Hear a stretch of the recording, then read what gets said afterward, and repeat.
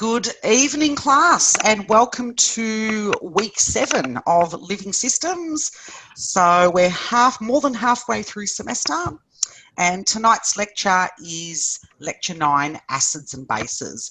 But before we start this lecture, I would like to just recap something that we've actually visited a couple of times, but because it's so fundamental to this lecture, it is always worth revising once again. So we're going back to your periodic table of the elements, and I know that you're all very familiar now with number 1.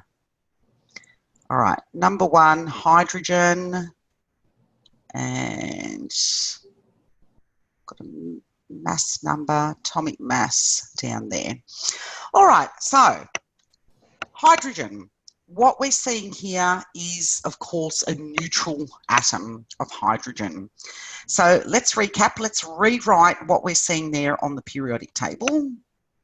There's a hydrogen, and here's our atomic number here, but we're going to put that down the bottom like that.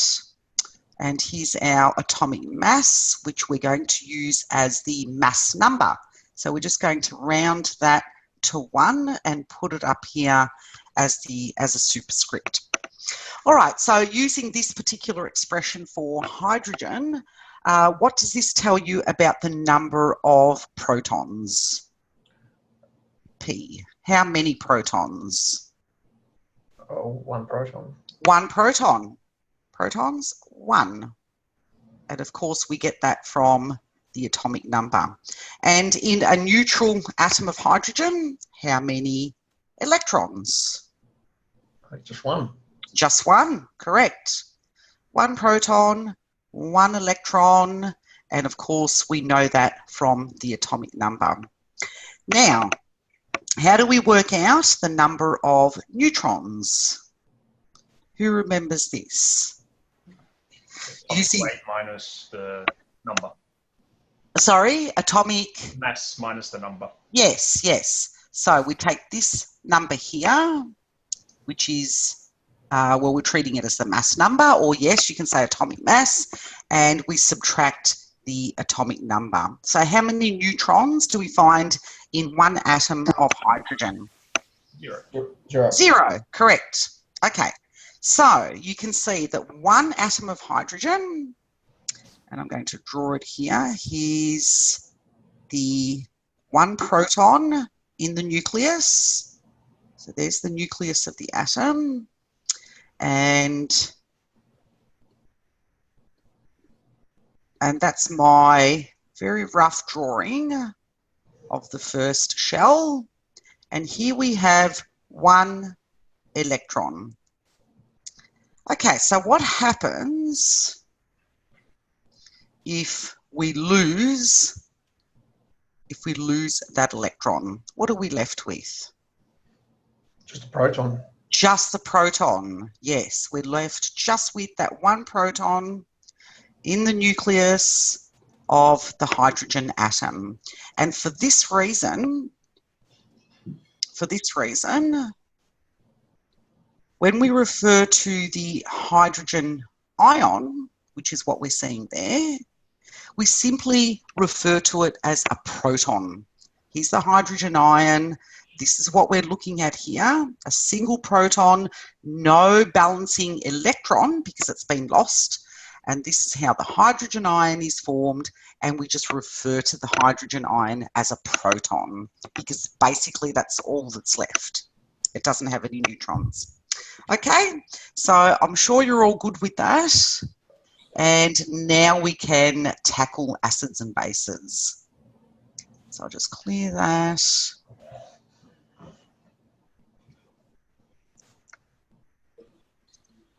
And we start now with the earliest definition proposed by a Swedish chemist called Arrhenius in the 19th century. And he defined an acid as containing a hydrogen atom. And when that acid was dissolved in water, the hydrogen would be lost, not as a hydrogen atom, but as the hydrogen ion. And of course, we know that we just call that a proton. In other words, that proton that's been lost has left its electron behind. Okay, here's an example.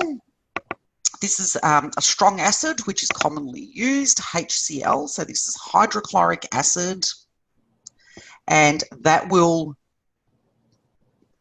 not dissolve as such, but dissociate. When we actually place that in water, it dissociates. So we can say that it breaks apart to form a proton.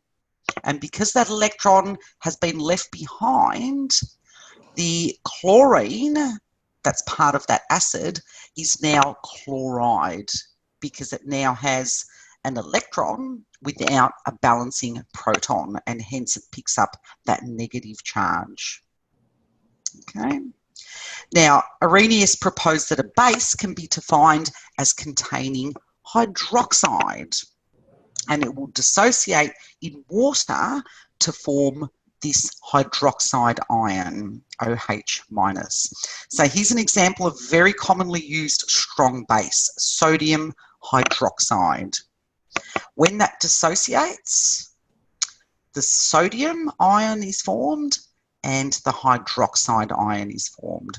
And these definitions are very good, and they apply in most cases, but they don't apply in every case when we're looking at acids and bases. So, for example, the actual proton doesn't exist for very long in water. It's a very, very reactive, highly reactive, and therefore a very transient species. What it does do, that proton, is that it reacts quickly with molecules of water to form the hydronium ion, H3O+. And this is another critical component of understanding acids and bases, understanding the hydronium ion. So let's visit that in a bit more detail. Here's our proton, our hydrogen ion, and here's our water molecule. Now, just let's look at this water molecule. The way it is here, is that a neutral molecule of water? Yes, it is. It doesn't carry a charge. And because it doesn't carry a charge, there's no charge indicated there. And we also know a water molecule is a covalent molecule. It's not an ionic compound. That tells us, being neutral, that tells us that the number of protons and electrons are balanced. They are equal. So if this molecule of water now picks up just a proton, that means it will also pick up a positive charge. And hence why the hydronium ion, yes, it's written as H3 because it's picked up a hydrogen, but remember that hydrogen is just in the form of a proton. Hence the hydronium ion is given that positive charge because that proton comes along without that balancing electron. All right, here's the definition of acids and bases that is more widely used these days. And these definitions were proposed in the 20th century by Bronsted and Lowry. So they're referred to as Bronsted-Lowry acids and bases. Let's look at the definition. A Bronsted-Lowry acid is simply a proton donor. A base, on the other hand, is a proton acceptor. So nice, simple definitions there, and they seem to apply quite widely in the world of acids and bases. Let's look at this example here of an acid-base reaction. Hydrochloric acid, once again, HCl plus water. So obviously, oh, all right.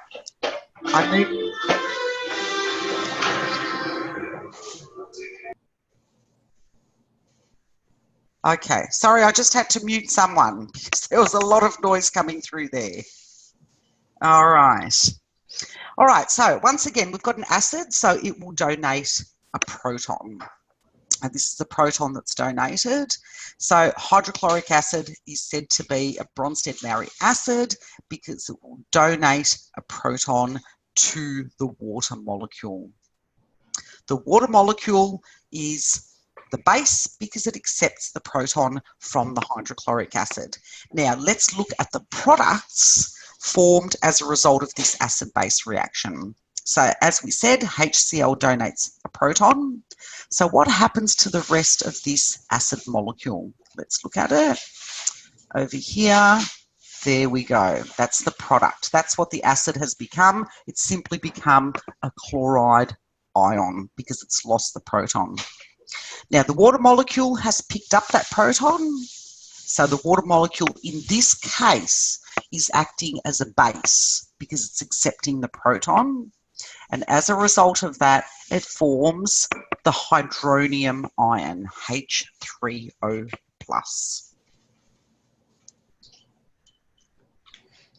Here we have some examples of Bronsted-Lowry acids. So a Bronsted-Lowry acid must contain a hydrogen atom. And here are some common acids here. Hydrochloric acid, you're already familiar with. Hydrobromic acid, nitric acid, this is a very strong one. Sulfuric acid, also a strong acid. And one here that some of you will be familiar with, acetic acid. And the whole structure is shown here of acetic acid. And you can probably tell me where you would normally find acetic acid. If your wine goes bad. If your wine goes bad, absolutely. So not something that you want to see in your wine because, of course, it would be very sour. Where would you find acetic acid in the home, in the kitchen? Vinegar. Vinegar, correct, acetic acid. But let's have a look at acetic acid. It has 2 carbons and 2 oxygens and several hydrogen atoms. You can see already from this representation that acetic acid is a covalent molecule, single covalent bonds mostly, and 1 double covalent bond. Now, what you can also see is that there are several hydrogen atoms. So 3 around there, 1 over here bonded to the oxygen. But the only one that's actually donated in an acid-base reaction is this one here. This is the one that's donated. So this is referred to as the acidic hydrogen because this one, well, not the hydrogen, but the proton portion of the hydrogen atom can be donated in an acid-base reaction. All right, let's just go up here where it says HA. This is just a shorthand representation for an acid, where the A just stands for acid and the H here represents that acidic hydrogen component of the acid. Okay, so HA. All right, acids can be classified according to the number of protons, acidic protons that they have. So a monoprotic acid contains 1 acidic proton, diprotic, 2 protons that can be donated, 3 protons is referred to as a triprotic acid. A Bronsted-Lowry acid may be a neutral molecule. So for example, hydrochloric acid is neutral, or an acid can carry a net positive charge. So the hydronium ion here can act as an acid and it's a positively charged molecule. Then we've got hydrogen sulfate. Obviously it has a negative charge and this can also act as an acid. So remember that for one of your tutorial questions. All right, let's look at bases. A Bronsted-Lowry base is a proton acceptor. And in order to be able to accept a proton, it needs to have a pair of electrons, a lone pair of electrons, because the lone pair of electrons need to be able to, are required to form a covalent bond to that incoming proton. Remember, the proton doesn't bring any electrons to the party. Okay, so the base needs to provide both electrons to form that covalent bond. Let's look at an example here. NH3 is acting as a base in this example. And who knows what the name of this molecule is? Any idea? NH3, ammonia, correct. This is ammonia, 1 nitrogen, 3 hydrogens, and the nitrogen has a lone pair of electrons. Now, is this ammonia molecule a neutral molecule or is it charged? Neutral. It's neutral, correct, it's neutral. So some students get confused when they see these lone pairs of electrons. That confuses them. But you've got to keep in mind there's no charge indicated, it's not an ionic compound, and this molecule has the same number of electrons in total as it does protons. Okay, just because there are non-bonded electrons, that doesn't imply that there's any sort of charge associated with this molecule. All right, so we've got a neutral molecule of ammonia, and ammonia can act as a base, which means that it can accept a proton. It's going to accept a proton, in this case, from water. When it accepts that proton, the lone pair of electrons on the nitrogen will form this covalent bond to the incoming proton, which is received from the water molecule. And as a result of this proton, this product picks up a positive charge. All right, because remember we started off with a neutral molecule of ammonia. It's gained a single proton without a balancing electron, so it picks up a single positive charge.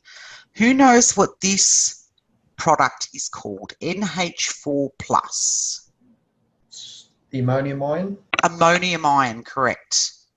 Yep, so let's draw that. That's an important one for everyone. NH4+,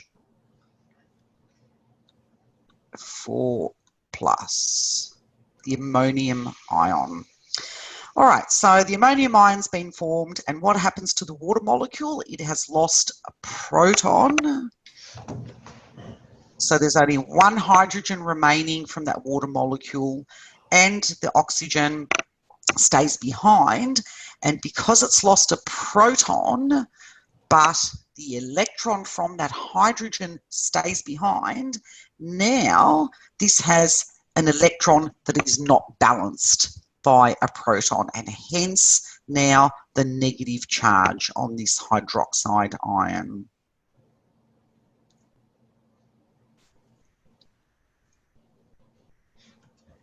Oh, how's everyone doing so far? Yeah, good. Good. Yeah. All right, let's look at some common bases.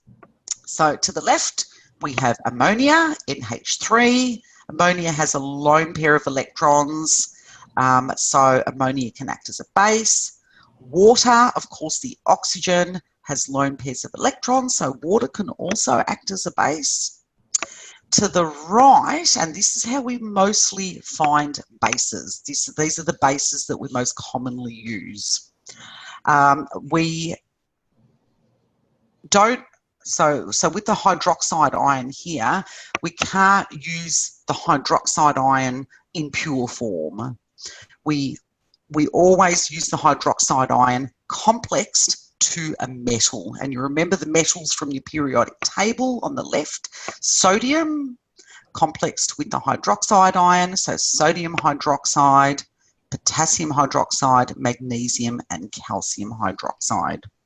So of course the base component of these substances is the hydroxide ion, and these are referred to as metal salts.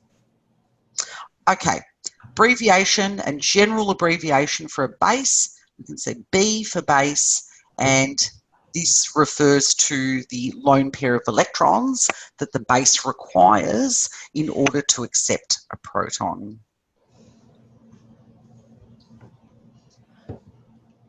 All right, so let's look at a reaction. Let's look at that proton transfer that occurs.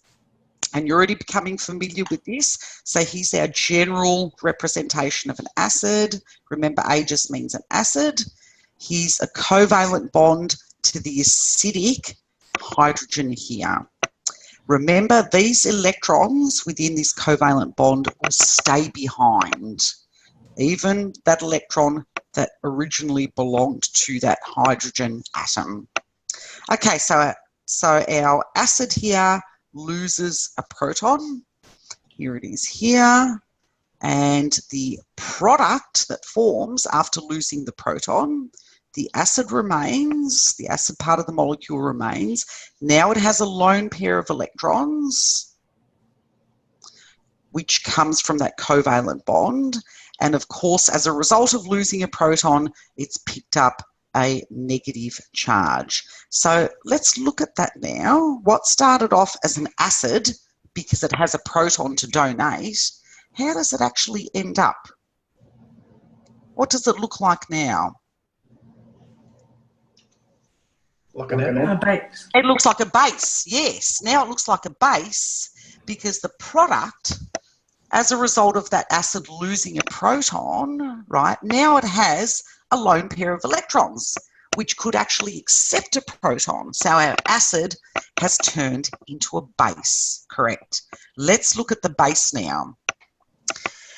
Here's the base, just B for base, and the base has a lone pair of electrons which can accept the proton that was given off by the acid. So when it gains that proton, how does the actual product look? Here it is. So here's the base component. The lone pair of electrons that it has is now forming a covalent bond, and here's the proton that it received. And because it received a proton without a balancing electron, this product has picked up a positive charge. But now, looking at this product here, what does that look like? What does that resemble? It started off as a base. Yes, looks like the acid. Yeah. Now it looks like an acid because now it has a proton that it could actually donate. Yep. All right, so the acid reacts to form a base and the base reacts to form an acid. Okay, here it is again. Here's our starting acid, our starting reactant. When it loses its proton, then the product that forms from that acid is a base, and we call this the conjugate base of that acid. The product formed when that acid gives off its proton is a conjugate base. The base, on the other hand, gains that proton from the acid, and as a result, it forms a product which is an acid. So this product is called the conjugate acid of that starting base reactant. Okay, and that's described here. The product formed by loss of a proton from an acid is called its conjugate base, and the product formed by gain of a proton by a base is called its conjugate acid. And we can consider them as pairs. So here's the acid once again. Here's the conjugate base. So they're referred to as a conjugate acid-base pair. And then we have the base and the acid that it forms. And these two are also referred to as a conjugate acid-base pair. All right, once again, let's just look at how the charges form.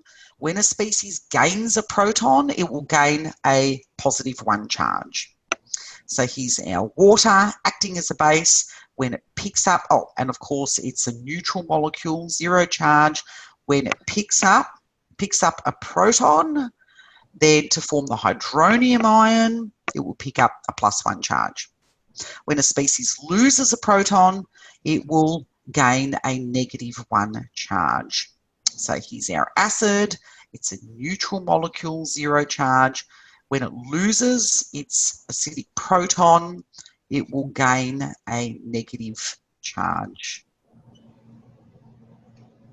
All right, now you might have picked up already that some molecules can act as either an acid or a base. And these molecules or compounds are called amphoteric compounds.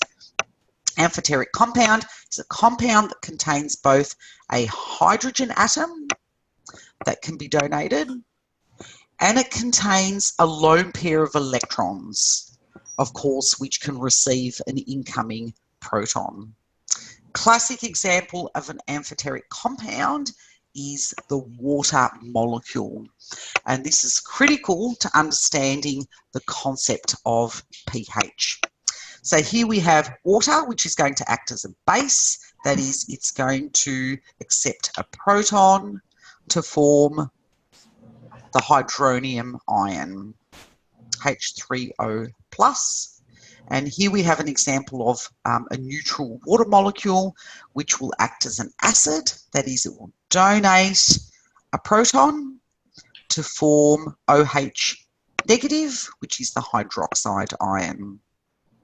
So the hydroxide ion is the conjugate base of water when it acts as an acid, and the hydronium ion is the conjugate acid of water when water is acting as a base. All right, let's now consider what it means for an acid or a base to be strong or weak. When an acid dissolves in water, the proton transfer that forms the hydronium ion is called dissociation. In other words, when a strong acid dissolves in water, 100% of those acid molecules will actually dissociate.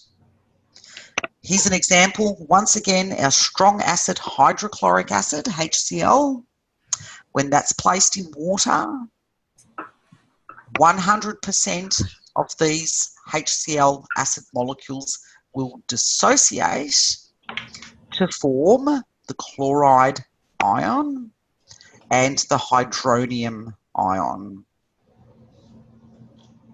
How do we know just by looking at that reaction that this actually occurs? How do we know that the forward reaction is favoured? That is, the reaction goes to completion. In other words, it proceeds 100% from left to right. Is it the arrow? The arrow, correct. So when you see this just single reaction arrow pointing from left to right, you can say that the reaction goes to completion.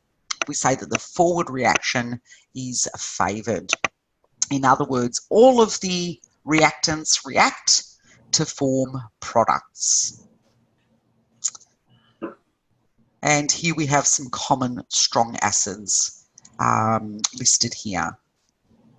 All right, so what does it mean to be a weak acid? When a weak acid dissolves in water, only a small fraction of the population of acid molecules will actually dissociate in water. Let's look at an example. CH3COOH. Anyone remember what this is? So you saw it on a previous slide, but in a slightly different way.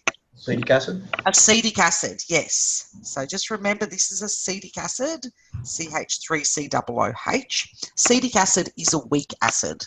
So when acetic acid is in water, only a small fraction of these molecules will actually donate a proton. Yep. Okay, when they do, the small number of molecules that do donate a proton, this will be formed. So this is acetate. Okay, you can see one proton has been donated and the molecule has now picked up a negative charge as a result. The proton was donated to water to form the hydronium ion, H3O+. All right, now how do we know that this has happened just by looking at the reaction? How do we know that this is a weak acid? And that is very few of those reactants have actually reacted. Your arrows indicate, because it's a longer arrow towards the reactants, Yes. You've got more reactants than you've got products. Yes, correct. So looking at these reaction arrows here, we've only got a small arrow going from left to right, which means that only a small proportion of the reactants will actually react to form products. We've got this large reverse arrow here, meaning that the reverse reaction is favoured at equilibrium, which also means that few of these actually react in the first place. And here are some common weak acids listed here. Silvana, you seem to have picked up an extra hydrogen atom in that, though. Oh, really? Where's that? Well, you have 5 in total in the first half, and you got 6 in the second half. You've got 6. There's 6. Yep. Ah, there was 6, yeah. Let's just change the order. Righto. Sorry, my bad. Okay. I'm not sure what you're looking at. Oh, yes, I see what you're looking at. Okay. That's all right. No problem.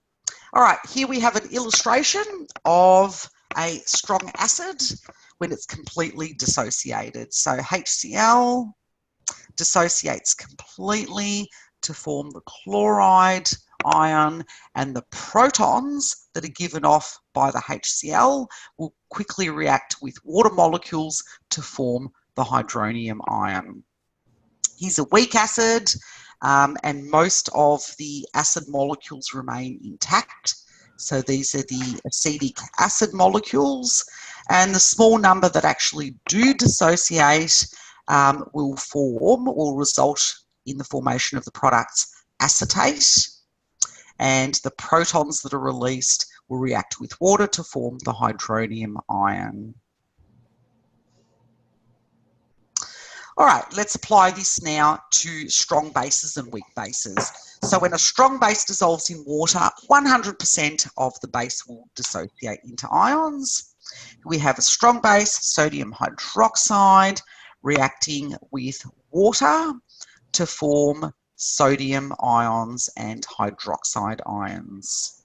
Common strong bases, sodium hydroxide is the number 1, and then we also have potassium hydroxide. And in a similar fashion, when a weak base dissolves in water, only a small fraction of the base will actually dissociate. And ammonia, NH3, is classified as a weak base.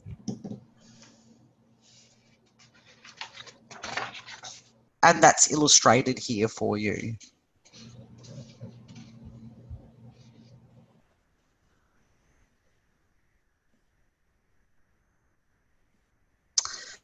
All right, so strong acid will readily donate a proton, and it will form a weak conjugate base. So here's our strong acid, HCl. When it donates its proton, then what remains as a product is the chloride ion, and this is classified as the weak conjugate base of hydrochloric acid. Strong base readily accepts a proton, forming a weak conjugate acid. So here's the strong base, the hydroxide ion, or the hydroxide component of something like sodium hydroxide, and the weak conjugate acid that forms is a water molecule. All right, now we're approaching the pH scale and what the pH scale actually means. Where is it actually derived from? All right, so for the reaction where an acid dissolves in water, the following equilibrium constant can be written. So K will be a constant, and this will be equal to the concentration of hydronium ions multiplied by our acid, divided by the concentration of, our acid here, multiplied by water. Now, the only thing you need to know from that is, let me just get my pen. The only thing you need to know from that is what these square brackets mean. Okay, concentration of. I just heard someone say it. So where you see these square brackets, here and here, this means the concentration of whatever is contained within the brackets. Okay, so just keep that in mind. All right, so let's go back to our constant. All right, multiplying both sides of the equation forms a new constant called the acid dissociation constant, and the abbreviation for that is Ka. And these values are provided for you. So when you look at acid dissociation constants, the stronger the acid, then the larger the value of Ka will actually be. Let's have a look at some examples on the next slide.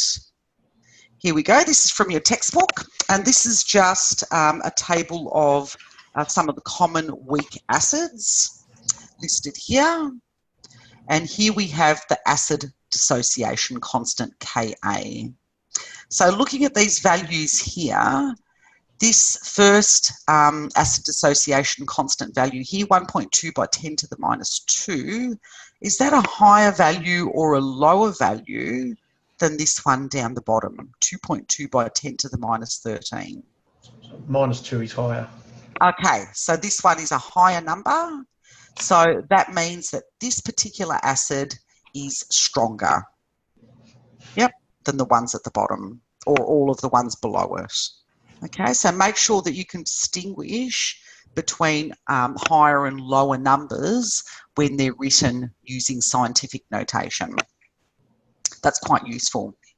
And in the same way that they come up with these acid dissociation constant values for acids, you can also find this, the same sort of thing for bases. But where Ka is the acid dissociation constant, Kb will be the base dissociation constant. And the same thing applies. The higher the value, then the stronger the base is. But we're not showing that here.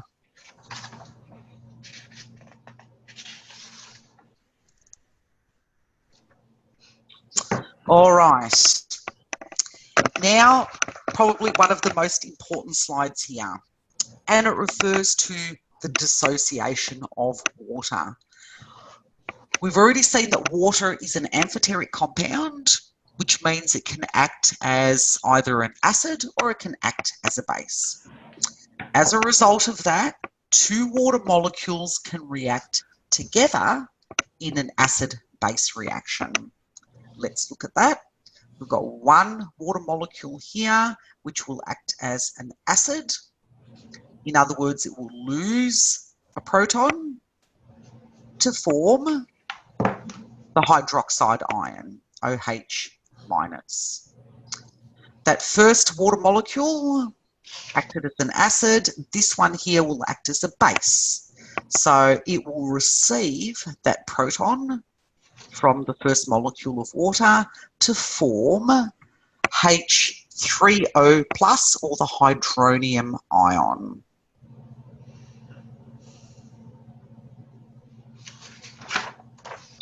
From this reaction that occurs between two water molecules, an equilibrium constant can be written. Here's the expression here, but don't worry too much about that. Multiplying both sides by water squared, the concentration of water squared, yields the most important for us, Kw, which is the ion product constant for water. Here it is, the constant Kw equals the concentration of the hydronium ions multiplied by the concentration of hydroxide ions. Let's look at that value on the next slide. They have shown experimentally at 25 degrees Celsius that very, very few water molecules in a given sample of pure water will react in the way that we just saw.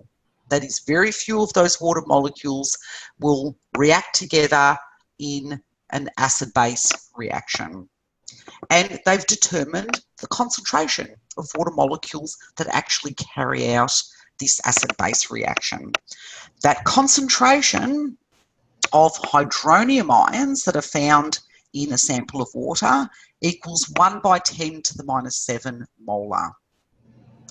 The concentration of hydroxide ions that's found in that sample of pure water is also equal to 1 by 10 to the minus 7 molar.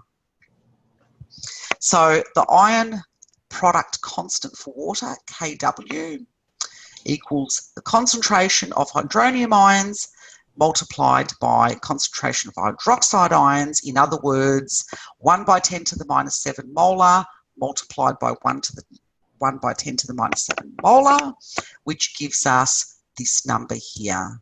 So this is the constant. This is the ion product constant for water, 1 by 10 to the minus 14 for all aqueous solutions at 25 degrees Celsius. And we'll see where this comes into play in just a moment. But I'd like to go back to these numbers here. 1 by 10 to the minus 7. And sorry, we'll go back up here. 1 by 10 to the minus 7 molar. That is the concentration for each of these two ions in a sample of water. So now let's try to relate that to the pH scale. Everyone's familiar with the pH scale? Yeah. Yes? Yep. All right, so what do we normally have right in the middle of the pH scale? 7. pH of 7, correct. Yes, pH of 7. Oh, I'm getting worse at writing. What about down here? pH? 1, 0. Let's just say 0 down there. And what about up here? 14. 14. pH of 14.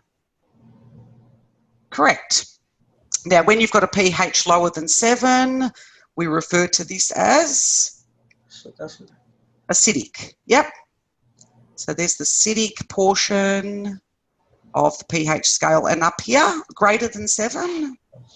Basic. Basic. Yep. Basic. Some people say alkaline. We'll just refer to it as basic. All right. Now, what does that pH 7 actually refer to? pH 7 means that the concentration of hydronium ions, H3O plus, is this number here, 1 by 10 to the minus 7 molar. And the concentration of hydroxide ions is also what number? Same. The same. So when the concentration of hydronium ions and the concentration of hydroxide ions is the same, that is, they're 1 by 10 to the minus 7 molar, then we have a pH of 7. Can anyone see where that number 7 actually derives from? Is it the log? Correct. So here it is. If we took the log of this number, then that would give us 7. Because these numbers here, 1 by 10 to the minus 7, it's too small. It's not really convenient to use that as a value on the pH scale. So they simply use this exponent here, 7, as to represent pH 7 on the pH scale. All right. So given that, what if we had a hydronium ion concentration of 1 by 10 to the minus 2? If that was your hydronium ion concentration, what would the actual pH be? pH 2. pH 2, correct. Yep, that would be equal to pH 2. Yep, absolutely right. Okay, so that starts to introduce the pH scale and where those numbers are actually derived from. So very important to remember that it's the hydronium ion concentration, or rather the exponent from the hydronium ion concentration, that we look at when determining pH. And of course, sometimes you don't even have to do any calculations. You already know from that value given for the hydronium ion concentration as to what the pH will be. But sometimes you will need your scientific calculator to work it out. All right, so let's look at, sorry, just go back for a second. All right, so keep this in mind, the ion product constant for water, 1 by 10 to the minus 14, because we can use that number here to calculate the concentration of hydroxide ions if you're given the concentration of hydronium ions, or vice versa here. We just use that ion product constant for water. So for example, if you were asked to calculate the concentration of hydroxide ions and you're given the hydronium ion concentration, we simply use the ion product constant for water, Kw, which is 1 by 10 to the minus 14, and divide that by the concentration given for the hydronium ion concentration. And we can see the same thing applies here to the right of screen if you're trying to calculate the concentration of hydronium ion. So keep this slide in mind when you go to answer tutorial questions 1 and 2. All right? You'll need to use the information given here. So that's quite straightforward. All right, and here's an example for you. If the hydronium ion concentration in a cup of coffee is 1 by 10 to the minus 5 molar, then how do you calculate the hydroxide ion concentration? Hydroxide ion concentration simply equals the ion product constant for water, which is 1 by 10 to the minus 14, divided by the value that we've been given for hydronium ions, 1 by 10 to the minus 5, and that equals 1 by 10 to the minus 9 molar. So this is a good one to practice on your calculator. If you're not familiar with using a scientific calculator, start practicing this. And don't practice using your mobile phone, because you're not allowed to have a mobile phone in the final exam. Okay, so make sure you get your scientific calculator and make sure that you can do this, because often students struggle when it comes to putting numbers written in scientific notation into the calculator. All right, so have a go at that and let me know if you need any help there. All right, so in this cup of coffee, we have calculated that the hydronium ion concentration, here it is up here, 1 by 10 to the minus 5, is actually greater than the hydroxide ion concentration. And when that occurs, then the solution will be acidic, an acidic solution. And I'll show you some guidelines for that in just a minute. And this is useful to know also for some of your tutorial questions where you don't actually have to calculate anything. You just need to know whether one of those concentrations is higher than the other. That's the quickest, easiest way to work it out. Okay, so that's summarised here in this table. This is a really good guide. So use this table to answer some of your questions. All right, so if we had a neutral solution, that would mean that the concentration of hydronium is 1 by 10 to the minus 7, and the concentration of hydroxide ions is also 1 by 10 to the minus 7 molar. All right, so that's easy.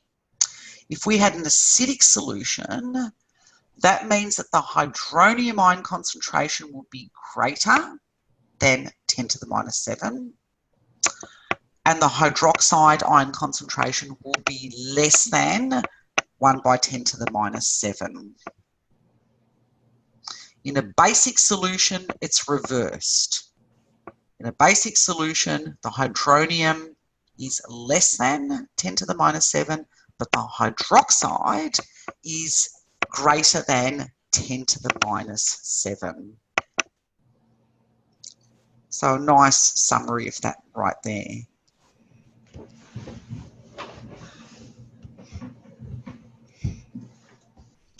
All right, let's look at calculating pH. pH equals the negative log of your concentration of hydronium ions. The lower the pH, then the higher the concentration of hydronium ions. So in an acidic solution, obviously the pH is less than 7, which means that your hydronium ion concentration will be greater than 1 by 10 to the minus 7. In a neutral solution, that is pH equals 7, the hydronium ion concentration will simply be 1 by 10 to the minus 7. In a basic solution, that is pH greater than 7, hydronium ion concentration will be lower, 1 by 10 to the minus 7. And if you ever forget which way it goes, this may be a simple way of remembering, or it might not, so you might just want to forget this. pH scale once again, here's your 7, down to pH 0, and up to 14. And imagine we were here at pH 7. Yeah. Now, imagine adding, oh, I didn't mean to do that. Imagine adding protons. So you wouldn't add protons, you would add, say, an acid, hydrochloric acid, which will donate protons. If you donate protons to this solution, then you're increasing the concentration of what? Sorry? Of acids? Yeah. H, or the hydronium ion. Correct. If you are adding protons, which is what you're doing when you're adding something like hydrochloric acid, those protons will react with water to form more hydronium ions. And if you form more hydronium ions, then the pH goes that way. That is, it becomes more acidic when you're increasing the concentration of H3O, hydronium. Okay, so remember what adding protons as a result of adding an acid will actually do, what it's doing in there.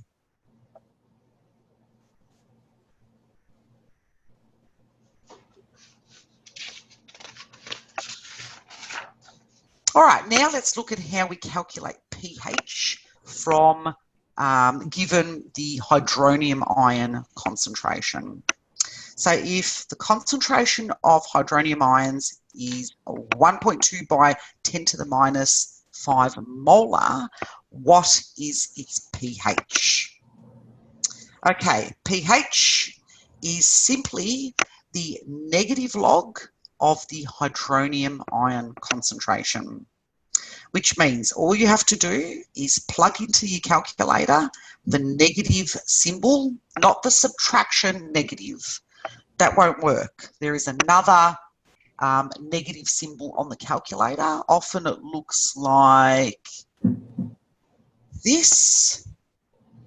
So a negative in brackets. Okay, so that's the right one to push. Negative, press the log button, then open bracket, 1.2 by 10 to the minus 5, because this is the concentration of hydronium ions that's been given, and you should come up with the answer 4.92. So the pH for this solution is 4.92. As a double check to make sure you're on the right track, compare this value here for pH to this exponent here. If they're very close, which in this case they are, then you know you're on the right track. And of course, this is not exactly 5. It's not exactly pH 5 because this number here is not exactly 1. And this is where we need the scientific calculator. If that value that was given for hydronium ions was exactly 1 by 10 to the minus 5, so look out for this. If it's exactly 1 by 10 to the minus 5, then you already know that the pH equals what? 5. 5. We already know, just looking at that, pH will be 5, exactly 5. Okay, so these are questions that you can answer very quickly. Look out for them on the final exam. You don't even have to do any calculation. If this number here is exactly 1. And also, I think there's some on in your tutorial questions. So always look out for that one. All right, is everyone still with me? Yep. Excellent. All right, now we're going to calculate the hydronium ion concentration given a specific value for pH. Here's the question. If the pH of a solution is 8.5, then what is the hydronium ion concentration?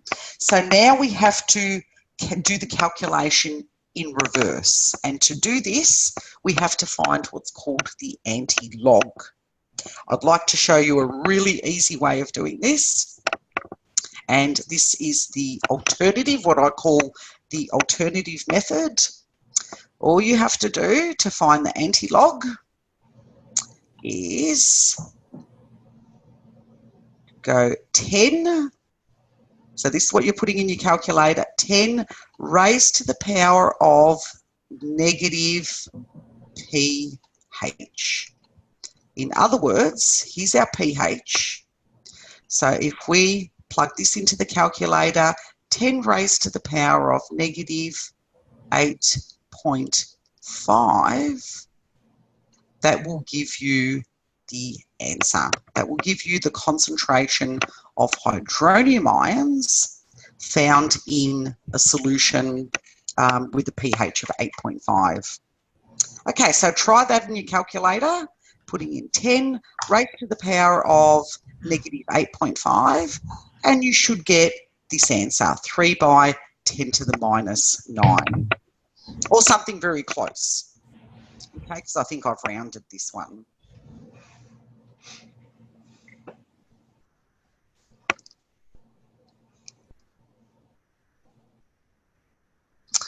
All right, we're nearly there, and here we just have a very common acid-base reaction.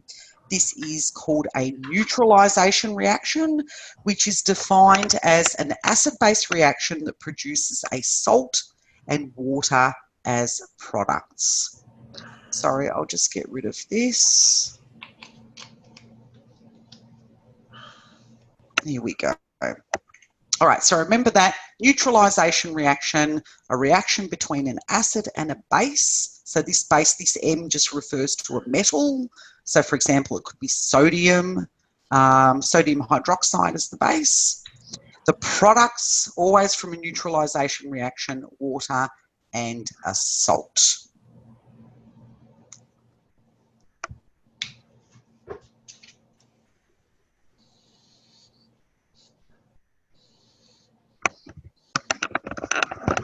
All right, and just very quickly on what's meant by a net ionic equation.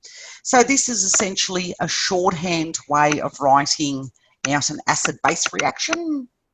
So here's our reaction here. Hydrochloric acid plus sodium hydroxide is forming the products water and sodium chloride salt. So this would be an example of a neutralization reaction where water and a salt is formed. Now this reaction is written out, can be written out as individual ions, protons, chloride ions, sodium ions, and so on. Then those ions that appear unchanged on both sides of the equation are simply crossed out, as you can see. Sodium's crossed out there and crossed out there. And those ions that are crossed out are called spectator ions. That is, as I said, they appear on both sides of the equation, but they're unchanged. And what remains is actually called the net ionic equation. In this case, it's simply the protons and the hydroxide ions, because they're the important components of this acid-base reaction, and water as a product. All right, and our final concept that we're going to consider here is that of a buffer. So a buffer, of course, is, or buffering capacity is critical in both animal cells and tissues and also plant cells and tissues. And that's because living organisms have to operate at a molecular level within a very strict pH range. Why do you think that might be? Why do living cells and living and fluids within living organisms, why are they restricted to a very narrow pH range? So what would happen if that pH became too high or too low?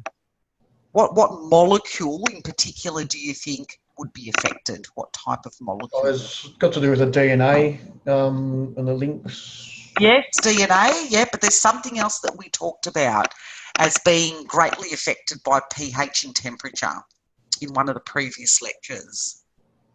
One of our major... Water molecule? Yeah, it can be, but not what I was after.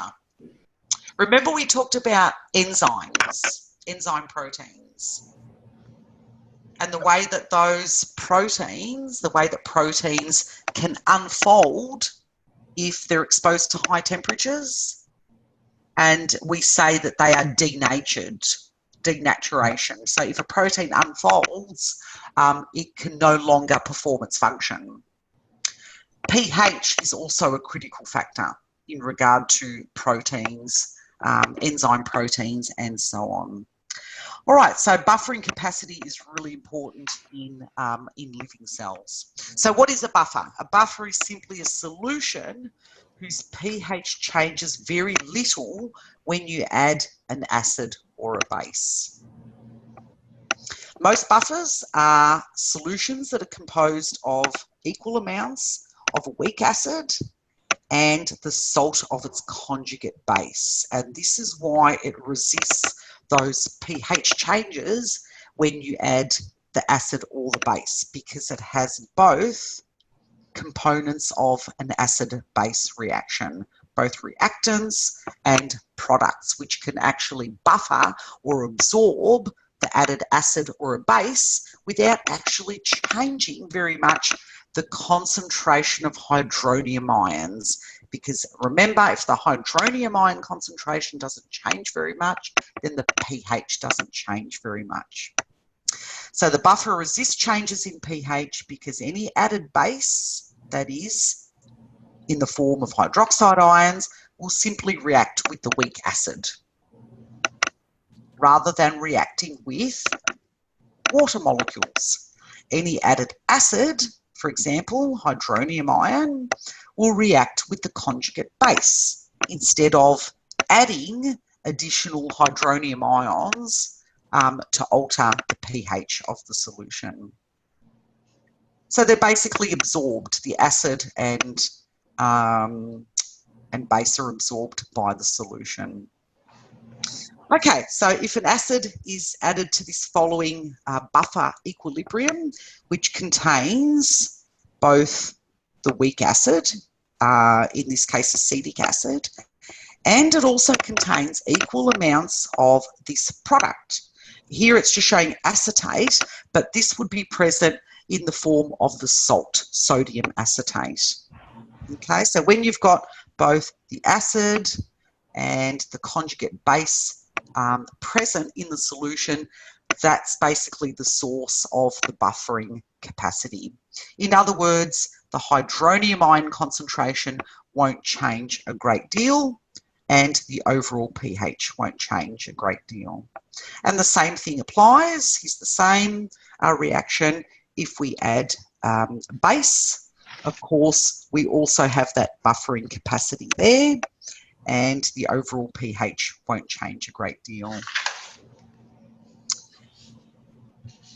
So there you go. You have made it through one of the most difficult lectures, acids and bases. Mm-hmm. All right, shall we have just a very quick break, 5 minutes? Yep. Sounds good. Yep. All right, see you soon. Bye.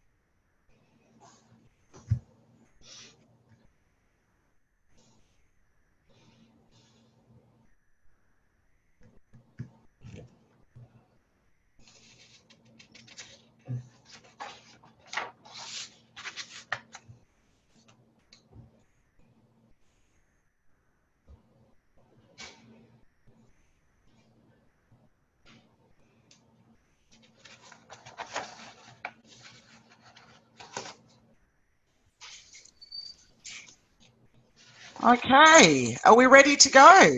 Yes. Yes. Yep. Andrew, Liz, are you back? Yep.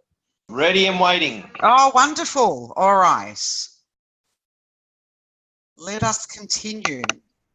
Now, we haven't got much more to go, actually. We're only covering half of this lecture tonight, and we finish it next week.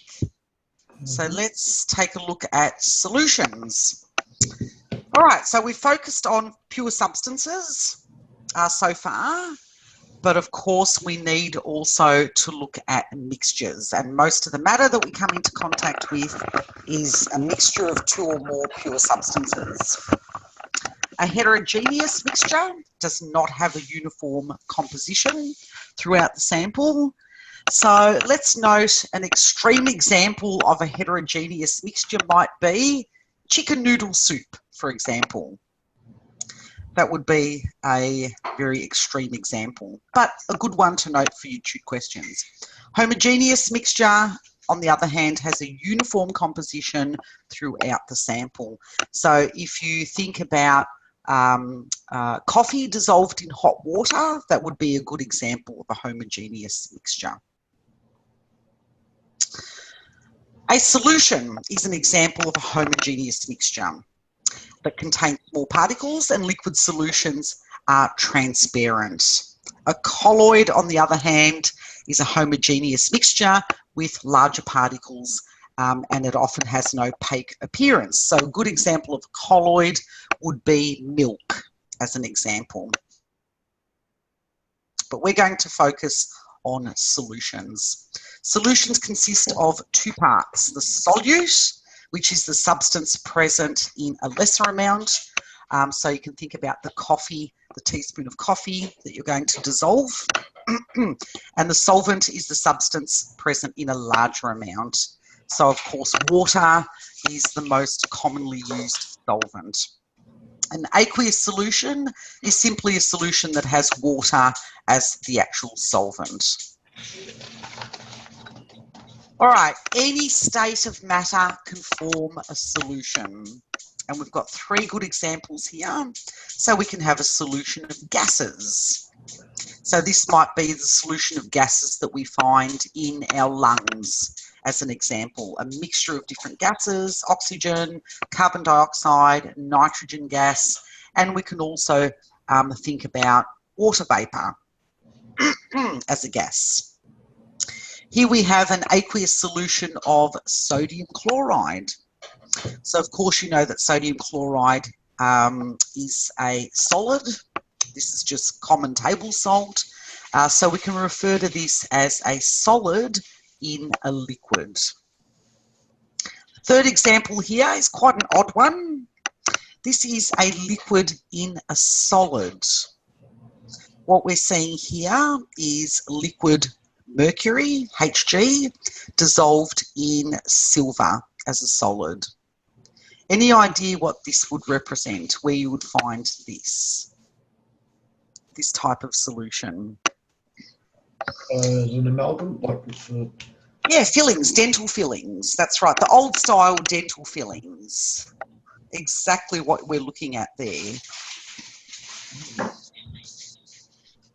And of course, I think they still do these old style fillings, but they prefer to do the white fillings these days, which don't last as long, but they certainly look nicer. All right, so let's now introduce the concept of electrolytes. So a substance that conducts an electric current in water is called an electrolyte. And in order to conduct an electric current efficiently, we actually need ions in solution. So if we took a sample of water and dissolved sodium chloride, salt, in that water, then you know that sodium chloride as an ionic compound will dissociate into sodium ions and chloride ions. And the movement of those ions in that solution will enable the electric current to be conducted. So this is referred to as an electrolyte. Substance that does not conduct an electric current in water is called a non-electrolyte. An example is given here. So we have these molecules of hydrogen peroxide, H2O2, in water, but these molecules don't dissociate. So this is a non-electrolyte, this particular solution. Let's look now at some general features of solubility. Solubility is the amount of solute that can dissolve in a given amount of solvent. It's reported in grams of solute per 100 ml of solution. A saturated solution will contain the maximum number of grams of solute that can dissolve in a given volume. So you can imagine if you took a glass of water and started dissolving some salt, some sodium chloride.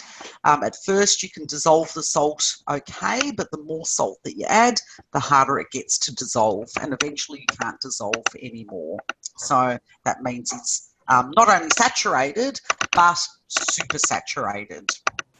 An unsaturated solution contains less than the maximum number of grams of solute that can dissolve in that given volume.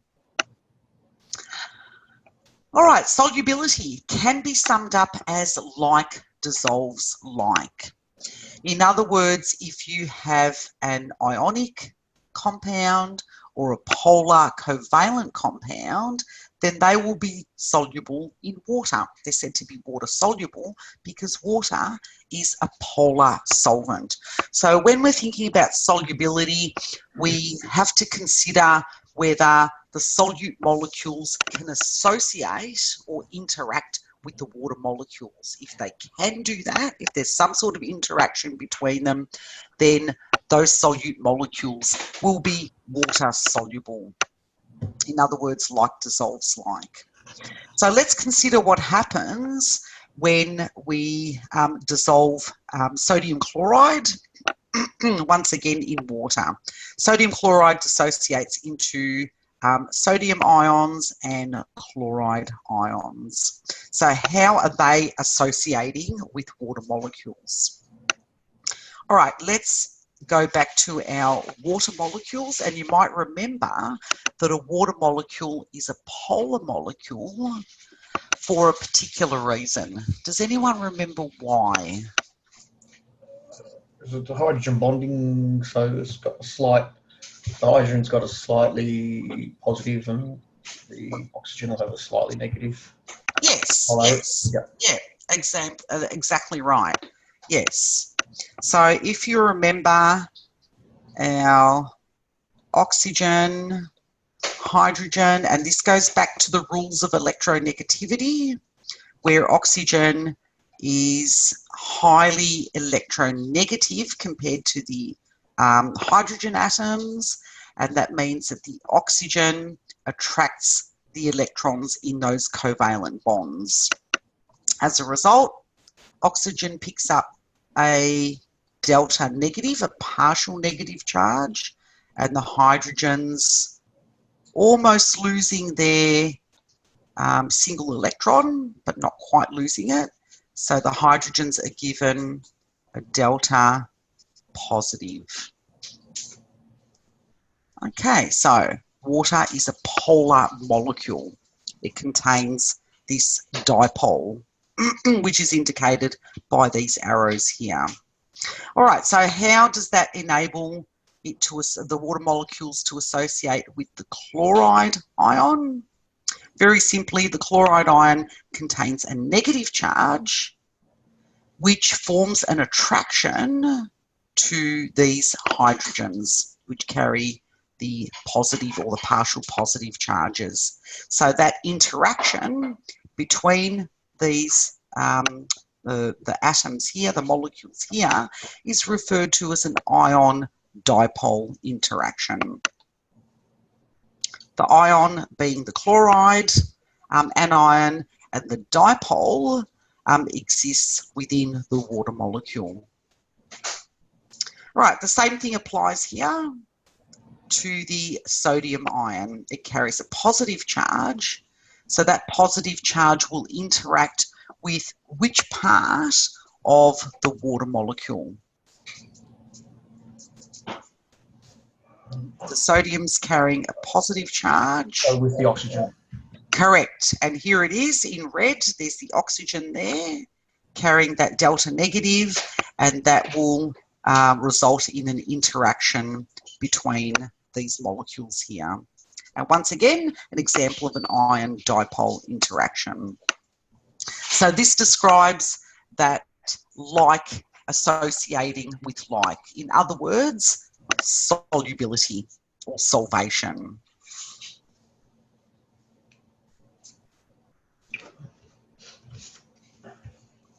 All right, so the general rule is that small neutral molecules with oxygen or nitrogen atoms that can hydrogen bond to water are considered to be water soluble. And a nice example shown here involves this molecule here. This is one molecule of ethanol, shown here, CH3CH2OH. And of course, because we have this oxygen here in red, and it's the hydrogen, and that oxygen, of course, will form an interaction, that hydrogen bond, with the hydrogen from the water molecule.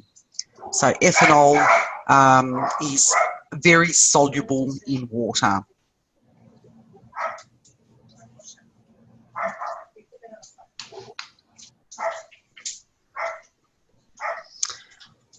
Okay, so let's look at non-polar compounds. Non-polar compounds would not be soluble in a polar solvent such as water.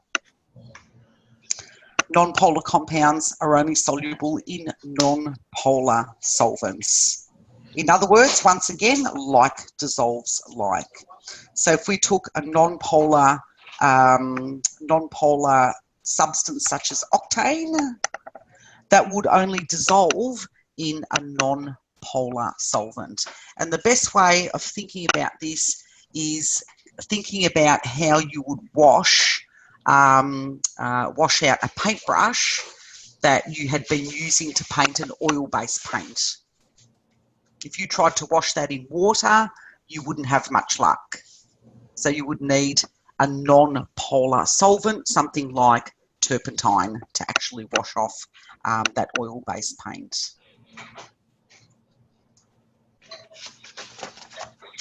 Okay, let's look at energy changes that occur during solvation.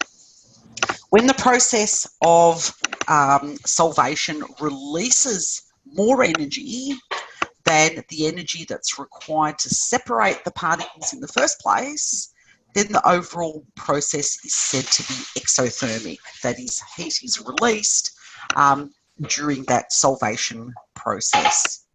And this can be very readily applied to a hot pack. Don't know if you've ever used a hot pack before, but when you break the seal, you're actually starting off a chemical reaction. You're mixing something like calcium chloride with water. This is an exothermic process. So it's actually releasing heat, and hence the hot pack. When the separation of particles requires additional energy, then the process is endothermic. That is, heat will be absorbed from the immediate surroundings. And this is what actually occurs when you use a cold pack, a cold compress. So once again, a chemical reaction is actually started off. An example would be between ammonium nitrate and water. And when those two mix, heat is actually absorbed from the surrounding area, and that makes the area that you've applied the compress to feel cold because of the absorption of heat. So that's an endothermic process. All right, now just some general rules for solubility of ionic compounds. And there's two rules here. Rule number one, and you don't need to remember these. Compound is soluble if it contains one of the following cations. Group 1 cations as listed here, and also the ammonium ion.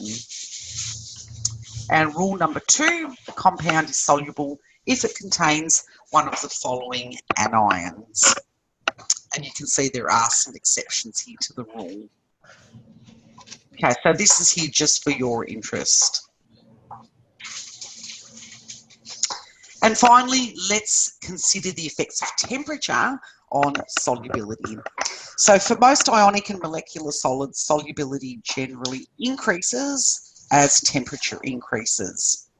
So if we dissolve a solid, for example, sodium chloride, in a solvent at a high temperature and then allow it to cool very slowly, we can actually make what's called a supersaturated solution. That is, this is a solution that contains more than the maximum amount of solute that would normally dissolve in that volume. Okay, it's not a very stable solution, so very quickly those solids, or some of those solids, can actually come out of solution, and we call that precipitation. Now, in contrast to solids, the solubility of gases decreases when we increase the temperature.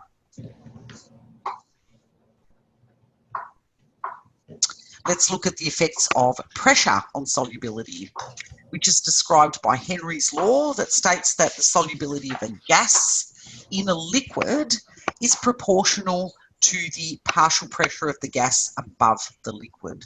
So the higher the pressure above the liquid, then the higher the solubility of a gas in a given solvent. And that concept is very nicely illustrated here. Let's consider a closed can of cola, for example. It contains lots of carbon dioxide, the gas carbon dioxide, in solution. And the way that the carbon dioxide is forced into solution is to increase the pressure, the partial pressure above the liquid. So we've got higher pressure, higher carbon dioxide solubility. So the pressure inside this can, for example, of cola would be about 2 atmospheres. What would be the normal atmospheric pressure outside the actual can? Does anyone remember? 1, about 1 atmosphere, correct. So what happens when you open the can of cola? You get that. The pressure, the pressure is equilibrating with the atmospheric pressure. Okay, so it decreases from 2 atmospheres back down to 1 atmosphere. And when you decrease the pressure, then you lower the solubility of that carbon dioxide in solution, and the carbon dioxide will actually fizz out of solution.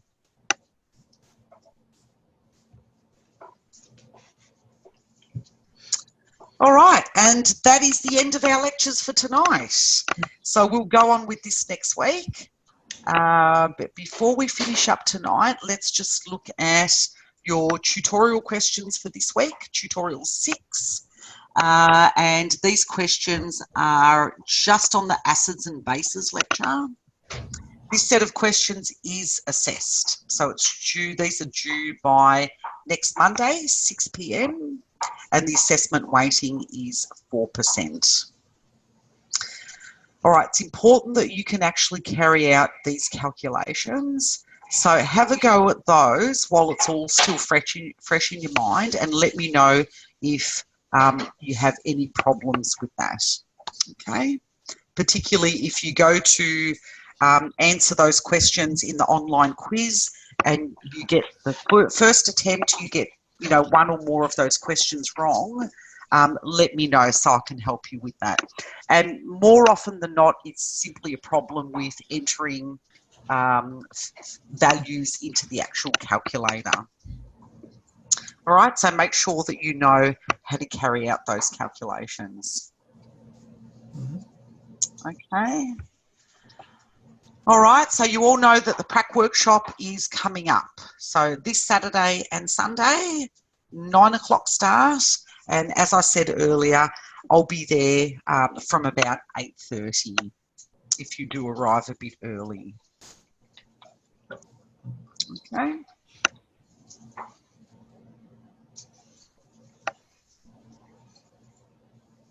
All right, if you haven't yet had a chance to look at the prac manual, you'll find this on Moodle.